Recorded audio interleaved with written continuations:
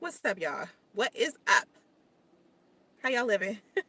So listen, I'm having a difficult time, okay? I am having the worst time in Northern California when I'm trying to deal with this one problem, okay? If I had anything to complain about Northern California, this would be it. Nothing else. Just this. Like, I love living in San Francisco. But the one problem that I have is finding a damn black beauty supply store. That shit is difficult. And let me tell you why. It's a predominantly white, or let's say multicultural area, and the multiculturalness does not include black people. Okay, it's black people here. Don't get it twisted. But the black people live in black areas, right? And so even in where I am right now I am sitting on the street, across the street from the beauty supply store because I just left it, right? And I've been looking for this damn gel, this little ass thing of gel for months because I could not find it at any beauty supply store anywhere, right? And I was like, how come I see this cheap ass, nasty ass, flake your hair up, eco styler gel, but for some reason I can't find the gel that I use? This is the only gel I use on my hair. Okay, because it doesn't flake it up, it doesn't make it like super duper hard, it conditions it, it treats it well. Eco styler just fucks up my hair.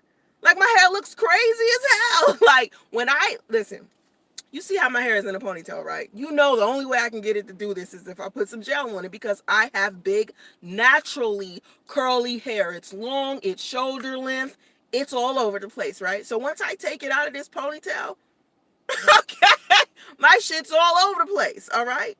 So in order for me to even get it to lay down or to get it to curl, like how I got it curl right here, just to get it to even just lay flat down like this, I have to put gel on it because it'll stick out. Like, if I don't put gel on my hair sticks out like this, like out this way. Like, it'll be just, right? I look like Macy Gray and shit. And so anyway, I got to put some gel on my hair. So another thing, this product is Shine in Gel. What's the original name of this company? I think it's Pro Style or something. They have this other product called Dynamic Duo. Okay, and Dynamic Duo you can't find in any beauty supply store anywhere, but they put the samples in a beauty supply store a long time ago somewhere. I went, I don't even know where I was. I don't even know. I know I was in California. I just don't know what city I was in because I was traveling so much looking for a place to live. So I picked up a sample from it because, you know, at the beauty supply store they give you free samples of stuff, and someone just happened to put the Dynamic Duo in my bag. And that was the best thing I have ever used, because it's called Dynamic Duo because it's good for your hair, it's good for your skin, it's a natural thing, and I used it for my son and me, and it turned out really, really well. But you got to order it, what I'm noticing. And, you know, most women order stuff online anyway as of lately, um, because number one, it's cheaper. Number two, especially when it comes to wigs, like, a lot of women are getting like bundles and stuff, buying it online. Now, me, I'm not wiggy. Like, I don't like wigs and weaves a lot. It's like very difficult for me to find a wig that I like because I don't like lace fronts. I don't like how everybody's doing their baby hairs.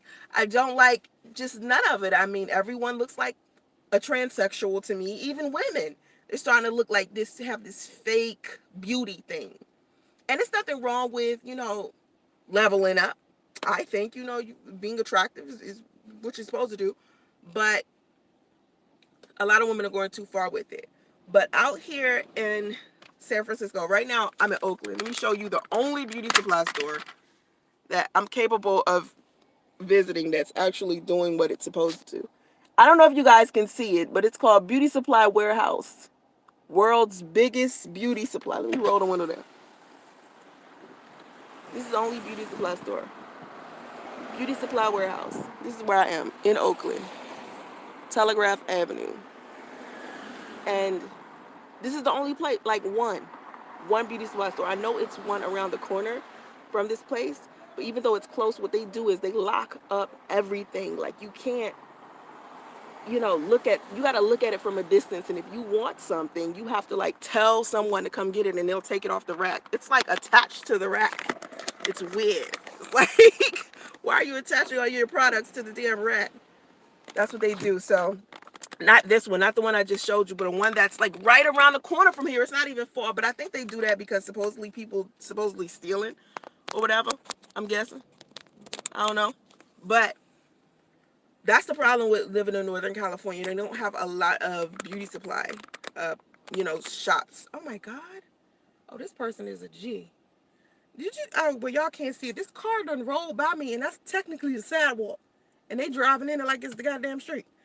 Anyway, so that's the one complaint I have about Northern California. There's no beauty supply stores like that. It's a handful, and I tell people all the time, and I told my sister this. I said, if you come out to Northern California and do hair or open up a beauty supply store, you make a killing, because the black people here in Northern California don't have a lot of places to go in order to get their hair done or to get, beauty supply stuff. And everybody think, oh, I want to go to Atlanta. I want to go to Atlanta. But you have to go to a place where it's supply and demand. You can't go to a place where everybody got a beauty supply store. Everybody is in beauty. Everybody a cosmetologist. Everybody a barber. Everybody a hairstylist. Everybody selling hair and wig and weaves. Everybody doing that. You got to go to a place where you're needed, where the market is. And where in Northern California, it's literally like you can count on one hand how many beauty supply stores there are for black women. It's beauty supply stores out here for women who aren't black, but I think in Oakland, like I said, I'm in Oakland right now at the beauty supply store, and it's only one other one out here that's really, that people like to go to. And then maybe in Hayward, which is a little bit south of Oakland, I think it might be a one out there. It's more out here in this little area of where possibly black people are. Like, for some reason, there's like this hood Hispanic culture or class of people, and they call where they live San Leandro. And these same Hispanic people are also in Hayward. They have beauty supply stores. Let me tell you something about the Hispanics and the white people here. They are more black than black people. It's like every Hispanic I run into, they are so black. Every white person, they're listening to hip hop. And I'm like, you people know more hip hop and rap music than I do. You know more about my culture in regards to music and how we do shit in entertainment than I know. Like, they're schooling me on who I should be listening to. It's like so crazy. But I don't know, the way things are here. Of course, like I said, I love Northern California, and the only issue I would have is the fact that there aren't a lot of beauty supply stores. Everything else is good. Now, I was thinking about opening up a store myself with my little sister. My little sister decided to go to Atlanta. She's in Atlanta right now. But I told her, come here and we can start a beauty supply store and make some money. But she decided to leave DC and go to Atlanta. And I think it's because she spent a lot of her time in Atlanta. Like, she technically grew up in Atlanta. I grew up in DC, okay? And we have a difference in age. She's like 24 and I'm 38. So she spent her like teenage years and shit in Atlanta, middle school and high school in Atlanta. So she has like this thing about Atlanta. And I kept telling her when she was thinking about leaving DC again, she'll move back to DC after high school. And I said, you should not go to Atlanta. You should go to Northern California. She ain't listen. I also told one of the beauty supply owners here that they should start selling their stuff online, because he had like this warehouse, right, full of hair. Meaning, like, I don't know if I thought I showed the video one time where it was up to the ceiling of hair, and it was way too small. The building was way too small to begin with, and he had hair on top of hair on top of hair. And every time I came in there, it was always piles and piles of hair, like he wasn't selling it. And I said to him, I said, listen, you need to set up a website and just start selling this hair online, because women will buy it. I mean, he had all kinds of hair, like, and it was just sitting there. And I was like, yo, because I think he was in the wrong part of town to begin with, okay? Because, like I said, they only have beauty supply stores in the black areas, and he wasn't even in a black area. He was kind of like off to the side somewhere, and in a place in the middle, in a neighborhood full of Asians. He had a black beauty supply store. And of course, black women were coming in there, but I'm like, yo, you got way more product and not enough people coming in here to buy it. Why don't you create a website and sell some of this hair? Like, he didn't want to do it. And I'm like, I'm telling you, you want to do this. Like, because it's way too much hair in here. I had never seen a beauty supply store where you can walk in, but you can't walk around because it's so much hair. It's like you're going like this, and around you is all packs of hair. I was like, you need to find a way to sell this hair. Like, you need to get you a website, put this this hair on the website, and get people to buy it. And you know, when you're dealing with business owners who are older, sometimes they don't want to do um they don't want to conform to the way that things are going. You know, because I mean, I feel like that too. Like when I'm dealing with social media, I don't post as much as I used to. And, you know, the things that people are doing on social media, I don't necessarily care for too much. So I have pulled back tremendously from posting, especially on Facebook. Like, as much as I love Facebook, I don't post on Facebook as much anymore. And as much as I like Instagram, the stuff that people post on Instagram, I'm not really interested, because it almost seems like a highlight reel. Everyone's posting a highlight reel. Everyone looks so perfect on Instagram. It's like anyone who has a decent iPhone, they have like this perfect Instagram feed where nothing is out of place. And it's like, this can't be real life. Like, I know for me, if I take a picture of my son and I put him up on Instagram, there's going to be a piece of hair hanging out somewhere. He's going to have some food on his chest. You know what I'm saying? He's going to have a mess behind him because he was just playing. And then other people post their kids, and their kids like, I'm just going to sit here and look cute. And that's it. I don't make a mess. I don't spit up. I don't poo. I don't do anything, you know? And so to me, that just doesn't seem real. Like, the more that I look at social media, it seems like a fake virtual reality. And I'm starting to pull away from it a lot. Even with me doing my YouTube channel, right? As I've opened up my comment section and I've opened up my user ratings, I have noticed that the way that people are responding, and I'm going to do a thing every Friday to not expose, but show some of the comments that I delete that don't make it on my channel, because you know my moderators and I have to moderate what's happening on my channel. So I'm going to start on Fridays reading comments from people that made, you know, comments that didn't make it on my channel, and that's going to be an interesting thing. But a lot of these people don't, I don't know, they ruin my social media experience all of the time. But yeah, so that's the only issue that I have with Northern California. Nothing else. That's it. Like, I don't have another, like, anything.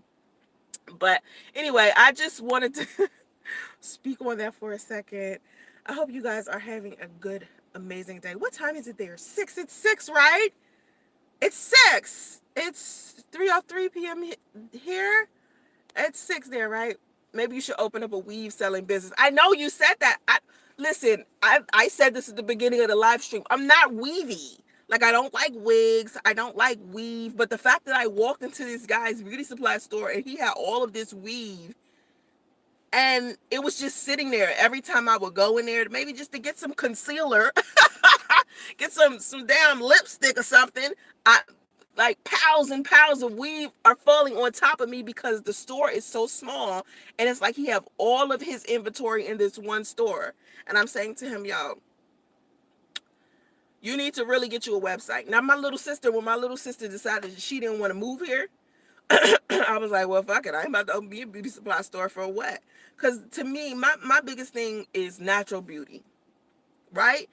If you are doing something to your body as far as enhancement, you know, not extreme enhancement, but a little bit of shit. I mean, I don't want you to, when you start taking off everything and shit, you start looking like a whole nother human being. You know, that's excessive. Like, for me, right now, I'm wearing makeup, right? You guys have seen me without makeup. Like, you've seen me with my blemishes. You've seen me, you know, like, I have marks on my lips from fighting. You know, you see me without my eyelashes on. You guys have seen me when I haven't drawn in my eyebrows. You know my eyebrows are really there though. Like if someone was to wipe off my face right here, you would know it would still be an eyebrow there. Like it's women out there that if you wipe their face right here, nothing will be there. There's no eyebrow. But I'm not that woman. I don't like the way that the where the beauty industry is heading. So I don't think it would be a place for me to flourish, because you got to believe in something. When you're doing a business, you got to believe in your business too. You can't just start a business. You got to believe in it. And to me, opening a beauty supply store in Northern California, yeah, I would make a lot of money. Yeah. But I don't have the passion for it, if you understand what I'm saying. And I did that. I invested my time and energy to something I really wasn't digging before. Like I did that with modeling. I modeled for 6 years, almost 10. Let me say 7 years. I modeled for 7 years. All right. No. And I didn't like it not one time, but I invested my energy and my money into it because I wanted it to be a stepping stone for something else. You know what I mean? And it was a stepping stone for something else, but I hated it. And I don't want to do that again with starting a beauty supply store. You know what I mean? Like, I don't know. Because I know a lot of women who really have a passion for that. They really have a passion for hair. I mean, I know when I look on YouTube, I see a lot of beauty gurus. They love this hair stuff. They know how to put their lace fronts on. They be spraying that stuff right here on their edges and got their whole wig just stuck on, and then they shave the hair right here and just start brushing it down and shit. And I'm like, oh my God, they are so good with this shit. Like they really got it down pat. But at the same time, it seems like extremely unhealthy to me. I don't know why. I don't know why. I don't know. Because I just think that it should be more gurus out there that teach women how to do their real hair. I don't think it's enough that teach women how to take care of their real hair. You know what I mean? If we teach African American women how to take care of their natural hair and to accept their natural hair, then all of this, let me figure out how to make my lace front look like my real hair will stop. And the standard of beauty for women in this world, I'm not just gonna say country, in this world, the standard of beauty is disappointing because as you start having conversations with people like outside of that don't live in the United States. Like I have the opportunity, I get to meet people from all over the world. And yesterday I was talking, no, was it yesterday? No, it was the day before yesterday, and I was talking to some people from Australia. And they were talking about how racism is in Australia. Racism is serious in Australia. Like, and I couldn't even understand. Like, I was like, wow. And colorism is a big thing amongst Indian people. They have a colorism problem too. Like, people think that colorism is only a African American problem. No, Indians have that problem as well, according to them, because they have very, very light skinned Indians and they have very, very dark skinned Indians. It's Indians out there that are darker than me. And so they have a colorism problem as well. So it's like, I tried to explain to the Australians, I said, you know how there's a difference between light and, daytime and nighttime? So in the daylight, we can see, it's light, it's bright, you can see. But when it's dark outside, it's darkness. You can't see anything. There's no clarity. A lot of people are scared of the dark. So that's how people look at skin color. They think the lighter the skin color, the clearer it is, the better it is. The freer you are, the darker the skin. It's not. So that's why darkness is always looked at so evil. And it's like a mind thing to me. It's deeper than, just simple, well, the media is trying to whitewash everything, or the powers that be have made it to where black people can't succeed. Now, I think it's a deeper rooted thing than that, and unfortunately, like today, let me tell you what I was doing today. Let me give you another example of something that seemed strange to me, and it was coming from a black man. And I posted on the video today. Today, this guy named Ringo Raw TV. Well, that used to be his name. His name is Ringo, and he used to have a TV called Ringo Raw TV. A channel called Ring Over on TV. And he doesn't have this channel anymore. The name of his new channel, I think, is called, if I'm not, forgive me if I get this wrong, it's called, I think, Black Male Advice TV. Black Male Advice TV. And he did a video earlier today, and it was talking about how the succubi, which is more than one succubus, right? The succubi, how they don't get protection from black men. And as I'm listening to the video, he starts off the video and he's saying he had been seeing a lot of videos on YouTube lately from black women who were saying that black men do not protect black women. And he said he was seeing this all over, YouTube. And so he decided to make a video explaining, giving 16 reasons why black men don't protect the succubi. So I'm thinking, so succubi or succubus is your definition of a black woman, basically. And so he starts talking about how black women don't want protection when they're younger, when they're walking around with attitude problems and being promiscuous and arrogant and ugly and cruel towards people, right? But then when they get older and they have all of this responsibility and they're damn near washed up and blah, blah, blah, they suddenly want protection from men. This is what he was saying, that this is what black women do. And this is a man who is black, number one. Number two, he has a black wife and he has, I think, 4 black kids, right? So I was like,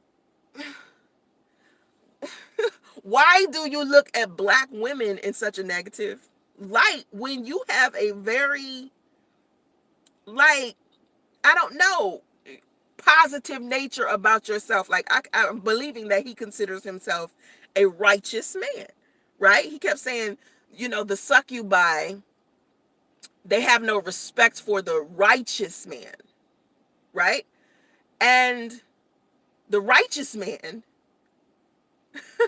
should avoid the succubi, because the succubi now has 5 kids, several baby daddies, boo, boo, boo, boo, boo, right? And I'm thinking,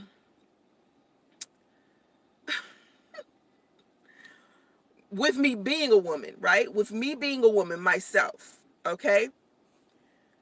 When I look at women who may have several baby daddies or 5 kids or had an attitude problem or was a bad person and then they decided to change and be a better person and now they want a black man to protect them, apparently they must have been extremely misguided and now they get it. It doesn't have to anything to do with being washed up. It's more of when you've been misguided and you haven't had anybody to teach you shit to begin with, when you do finally learn, you change.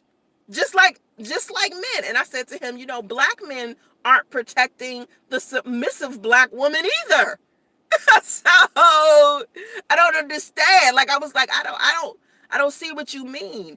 I mean, for you to have like this negative perspective of black women confuses me. Like, I don't get it. And you can't expect every black man to be the righteous black man like you are in regards to how you treat women. You can't automatically assume that because the reason why black men aren't protecting black women is because black women used to be these ugly creatures and now suddenly they need some protection when they got older and they're expecting the man to protect them, and these black men don't want to protect them because initially at first they didn't want to be protected. And it's like the pettiness. I don't understand the pettiness. Like, when people grow and people decide to do better and be better, that doesn't mean don't give them something better now that they've made a better choice. If the world worked like that with everybody, we all be fucked up because all of us have made a mistake in the past. And if we hadn't had a second chance with some shit, we'd have never gone nowhere. Like, we'd be just really fucked. Everyone in this world has gotten way too many chances and made way too many mistakes and fixed the shit. So I'm just like, so because a black woman used to be something and she decided to be better now, because she's no longer in her prime, she's considered damaged goods. But men, if men make these mistakes, right, they're not classified as damaged goods. Why is that? Like, why is it a man could go out here and he'll still be classified as the righteous man, even though he sleeps with a lot of women, plays with a lot of women, is arrogant, lies, pretends, go around passing STDs, not getting married, having several baby daddies. But you guys justify him not being a good man and him not protecting women by saying women are bad and they're the succubi. I'm just confused. Like, I'm still confused about that. So I might have to go back and like watch it so I can understand. But like a lot of the things on YouTube, I'm not watching anymore, you know, because it's like black women are the scapegoat for everything. Like, no one's taking responsibility, but they want black women to take responsibility for everything. Like, everything. Like, if a storm was to break out right now while I'm sitting in the car, they'd be like, Soncerae, what type of witchcraft did you do to get a storm to just suddenly pop off on this sunny day? You black bitch. You know what I'm saying? It's like everything. It's so weird to me. I don't get it. I don't understand. And I said, I'm going to do a video about why I believe black men don't protect black women. And I don't think it has anything to do with black women. Because that would mean we as black women we control men that much that they act a certain way towards every woman because they experienced a bad one. Like, if you allow something that somebody else does to consistently control your behavior, you're not a leader. You're not an independent thinker, because an independent thinker or a leader is going to do whatever they want to do. Like, they're going to be very selective. They're going to make sure they don't pick your side. A succubi could be black, white, green, purple, Puerto Rican, Asian. I remember I was in my comment section the other day and I was doing a video. It was on a video that I did where I was showing you guys my bedroom. And I was talking about how I got, you know, my bedroom, you know, I mean, my 4-bedroom house. And a guy came in the comment section, shame that you got to take care of your son emotionally and financially by yourself. And then black men wonder why black women aren't as submissive as white and Asian women. I was like, someone gets it. Here is a black man who gets it, because I was very submissive to my son's father. You see the situation. So this man decided to treat me and not protect me because I'm black? Or which one is it? Because I was very submissive to him. I trusted him very much. I didn't lie or anything. I gave him the opportunity to show, you know, me show me who he was. I wasn't judgmental of his situation. I gave him a shot. So who's so how has it still turned around and become my fault? You know, I think like it'll always be a black woman's fault. It will always be a black woman's fault. So anyway, I don't know how that turned. I went from beauty supply store to this, but you know, I think it's just the whole black hair thing, the whole situation in regards to black women in general. So I mean, I don't know, being a black woman in the year 2019 is a trip. I mean, I do see that we are definitely improving, becoming better women, and I don't know if that is intimidating to men, because I don't think men want to share their power in that way, honestly. So I don't know. I just think I'm my daughter, right? My daughter's 18. Luckily, my daughter is fair skinned. Luckily, she's light skinned. Okay, because I don't think she would have the same problems as I did. You know, I don't think she would have it. But if my daughter was darker skinned, I think I would be a little worried for her. You know, I know for me, when I was younger, I never expected for a man to protect me, because I believe all of the men in my life were always so abusive towards me that I never felt like they were protecting me to begin with. So initially, I wasn't even thinking that I needed protection, because I was in these domestic violent relationships, and my father wasn't the best person. And my stepfather wasn't the best person. I mean, I had amazing uncles and male cousins and stuff like that. Like, I have had some positive men in my life. But for the most part, I've seen men always be so bad towards women. I mean, think about the murders inside of this country. Like, my moderator, Mark, put on his Instagram just recently screenshots of all of these reports of women being killed. And the violence towards women with time is getting worse and worse and worse. And I'm wondering, does that have anything to do with the fact that now we fought for equality so much? Now we're being treated equal as if we are men. So the power that we have or that we're gaining, that has now become competition for men. So now killing us or being mean towards us as if they would, how they are with each other, because men are kind of cruel to each other. So now, because we're supposedly equal, men are also being as rude and ugly and cruel towards women as they were men. That's what it seems like to me. But I just feel like when I was younger, I never thought I would need protection. It wasn't until I got older, right? And I was about 19, 20, that I start thinking about, like, protection as far as husband and wife go, not protection as far as my color.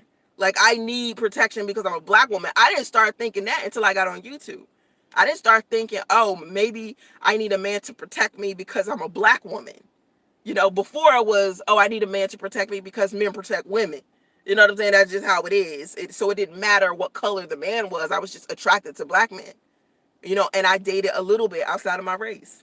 So to me, for me to put myself in the mindset of a man protecting me because I'm a black woman is a whole nother thing now.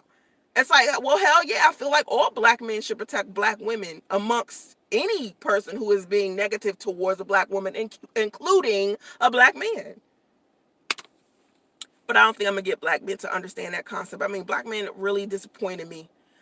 Black men really disappointed me when I ended up pregnant, and I remember before I got pregnant, I ended up in my relationship. Black men really, really disappointed me. And then when Priest walked away, right? And I was pregnant, the people that was taking care of me the most was men, black men. But it wasn't the black men on YouTube. I think 3 black men from YouTube helped me. 3 black men from YouTube helped me. Everybody else, Facebook. People I known for years, black men I known for years, they came out and they protected me and my son. Like, they gave me money. They made sure I was okay. I mean, they helped me a lot. So black men really kicked into gear when, my son's father decided that he didn't want to protect me. So just because one black man didn't protect me doesn't mean that all of them shouldn't. And I think when one black man decides to not protect a black woman or to treat a black woman bad, it's other males out here that think, oh, this man didn't choose this woman or he treated her such and such way, so it must be her fault. So we're going to encourage all men to treat this woman negatively. And I don't think that that's fair. I don't think that that's the right thing to do. And I think when men preach that on YouTube, because they preach that on YouTube often, I think that's the worst way that's the worst technique to teach men. That destroys the black family entirety to me, or even just black people being cordial and cool with each other. You know what I mean? It just kills that altogether. Okay, so yeah, just because you had a bad experience with one person doesn't mean they're all like that. Exactly. Like, I'm not gonna think all men are the same. I'm not gonna think all men are my son's father. I'm not gonna think that.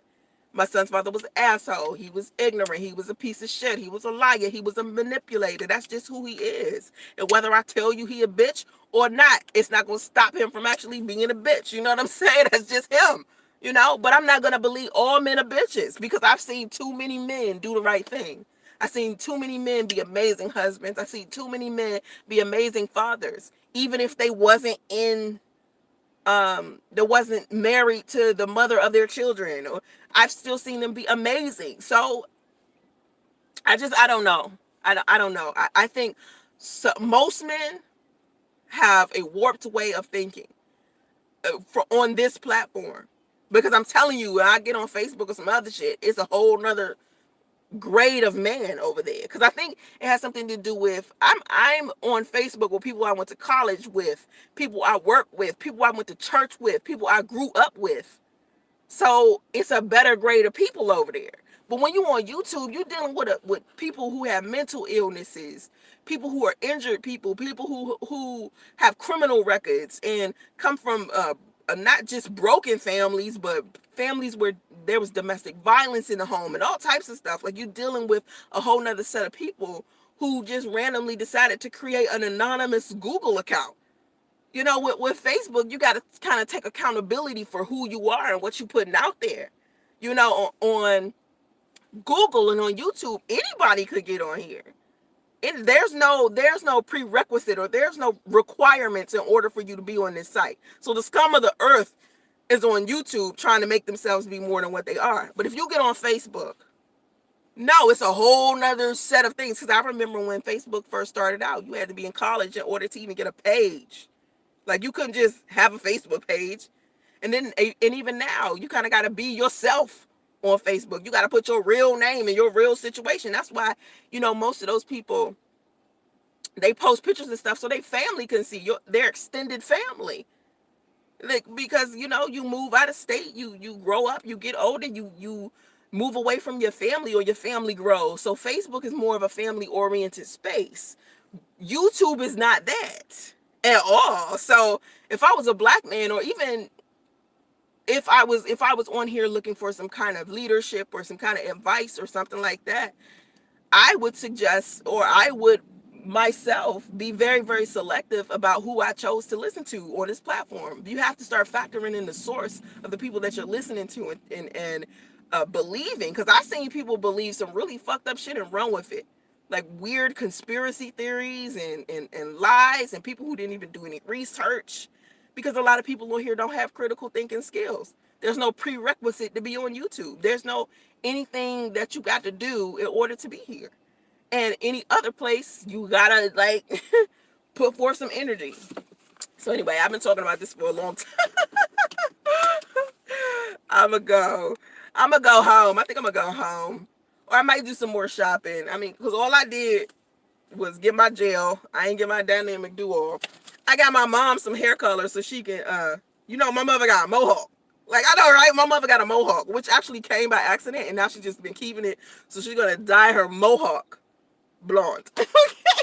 And then I got me a spray bottle because like I said, I have big natural hair. So once it's dry, it's hard to comb out. So I was like, I'm going to give you one of these.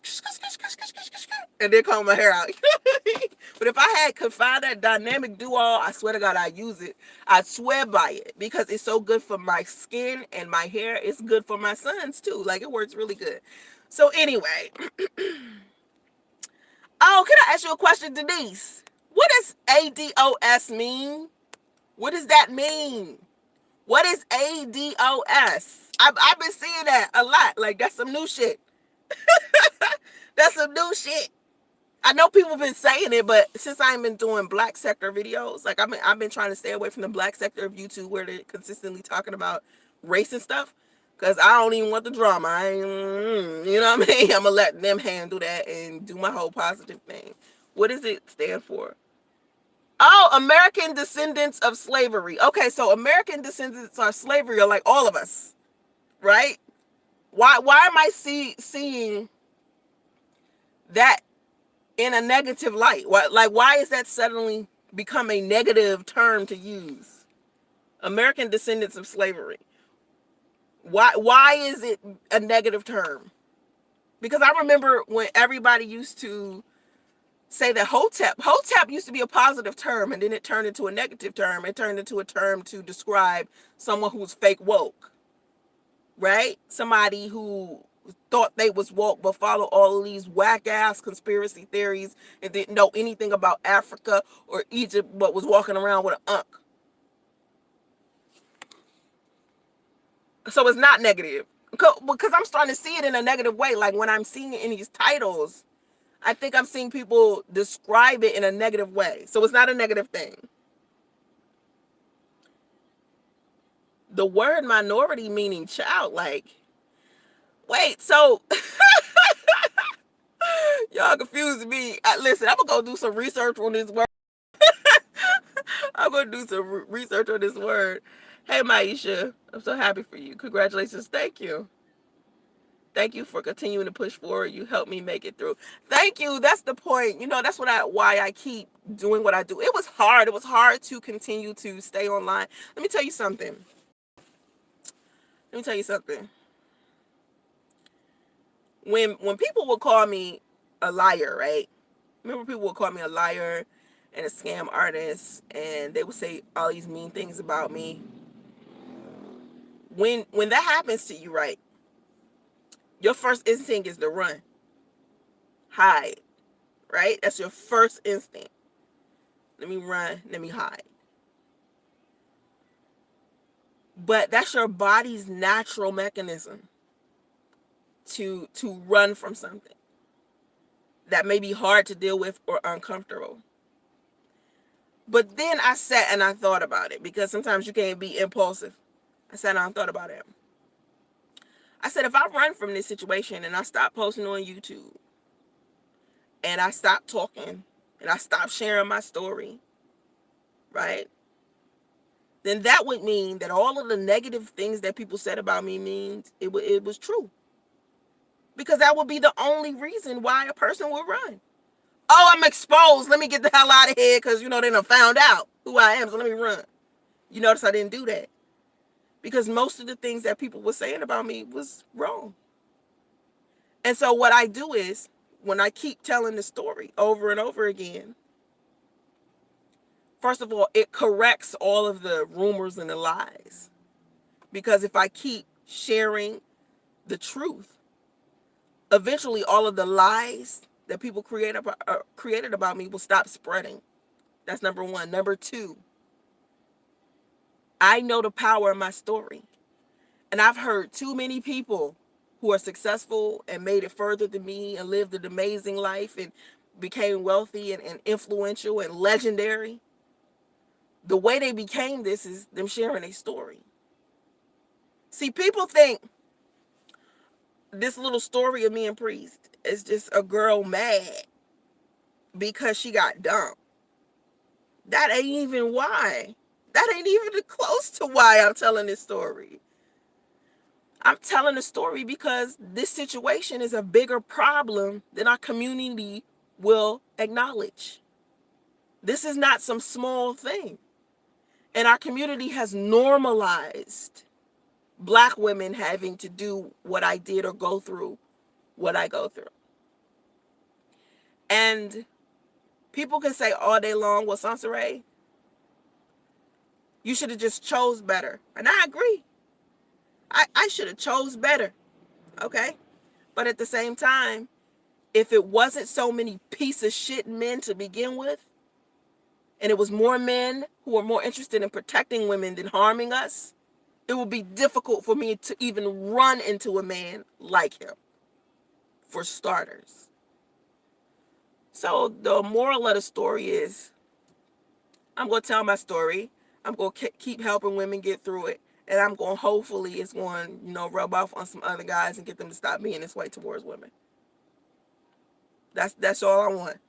I just want women to make better choices, and I want men to stop thinking that this type of behavior is okay.